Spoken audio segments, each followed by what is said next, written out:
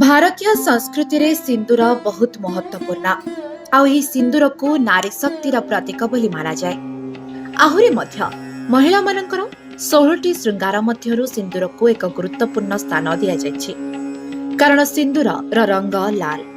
ज्योतिष शास्त्र अनुसार मेष राशि स्थान मस्तकरे आ मंगल हेउछंती मेष राशि स्वामी ग्रह एवं जेहेतु मंगल ग्रहर रंग लाल यहाकु सौभाग्यर संकेत बोली माना जाए।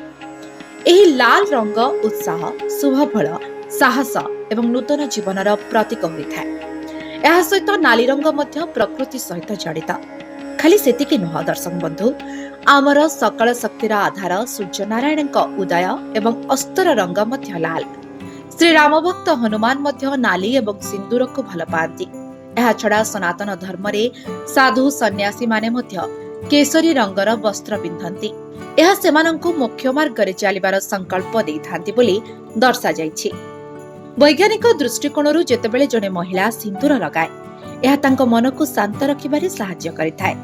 ସିନ୍ଦୁରରେ ଥିବା ମିଶ୍ରିତ ମର୍କୁର ମସ୍ତିଷ୍କ ପାଇଁ ଭଲ ସାବ୍ୟସ୍ତ ହୁଏ। ଏହା ଦ୍ୱାରା ମହିଳାଙ୍କ ଚାପ କମ୍ ହେବା ସହ ରକ୍ତଚାପ ମଧ୍ୟ ନିୟନ୍ତ୍ରିତ ରୁହେ, ଯାହା ମୁଣ୍ଡ ବିନ୍ଧା ଏବଂ ଅନିଦ୍ରା ଭଳି ସମସ୍ୟାକୁ ଦୂର କରିଥାଏ।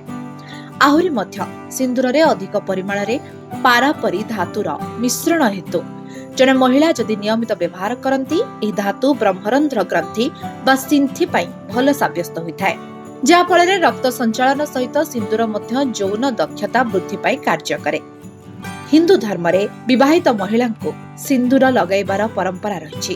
ଜଣେ ମହିଳା ନିଜ ମଥାରେ ସିନ୍ଦୁର ଲଗାଇବା ଦ୍ୱାରା ନିଜର ଆତ୍ମବିଶ୍ୱାସ ବଢିଥାଏ ଏବଂ ଘରେ ସୁଖ ଏବଂ ସମୃଦ୍ଧି ଆସେ।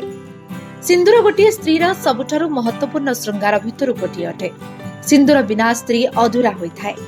ଏହା ଯେ କେବଳ ଗୋଟିଏ ସ୍ତ୍ରୀ ସୌନ୍ଦର୍ଯ୍ୟ ବଢ଼ାଏ ତାହା ନୁହେଁ। ଯେଉଁ ସ୍ତ୍ରୀର ମଥାରେ ସିନ୍ଦୁର ରହିଥାଏ ତାହାଙ୍କର ସ୍ୱାମୀର ରକ୍ଷା ସ୍ୱୟଂ ମହାଦେବ କରନ୍ତି। ଶାସ୍ତ୍ରରେ ସିନ୍ଦୁରକୁ ମା ଗଙ୍ଗାଙ୍କର ରୂପ ବୋଲି ବିଶ୍ୱାସ କରାଯାଏ। ସିନ୍ଦୁର ଲଗାଇବା ଦ୍ୱାରା ମୁଣ୍ଡ ଶାନ୍ତ ରହିଥାଏ। ଆହୁରି ମଧ୍ୟ ଅନୁମାନ କରାଯାଏ ଯେ ସିନ୍ଦୁର ଲଗାଇବା ଦ୍ୱାରା ଅନେକ ଖରାପ ଶକ୍ତି ସ୍ତ୍ରୀମାନଙ୍କ ଠାରୁ ଦୂରେଇ ରହିଥାନ୍ତି। ଏହାଛଡ଼ା କୌଣସି ବି ପୂଜାରେ ସିନ୍ଦୁର ବିଶେଷ ମହତ୍ତ୍ୱ ରଖେ। ଶକ୍ତି ସାଧନାରେ ସିନ୍ଦୁର ଅନନ୍ତ କ୍ରାନ୍ତି ପ୍ରଦାନ କରୁଥିବା ପବିତ୍ର ପଦାର୍ଥ ମାନଙ୍କ ମଧ୍ୟରେ ଅନ୍ୟତମ, ଯାହା ସ୍ତ୍ରୀମାନଙ୍କର ସମସ୍ତ ଇଚ୍ଛା ପୂରଣ କରିଥାଏ। ସିନ୍ଦୁରର ଲାଲ ରଙ୍ଗ ଶୁଭ, ଉତ୍ସାହ ଏବଂ ସାହସର ପ୍ରତୀକ ଅଟେ।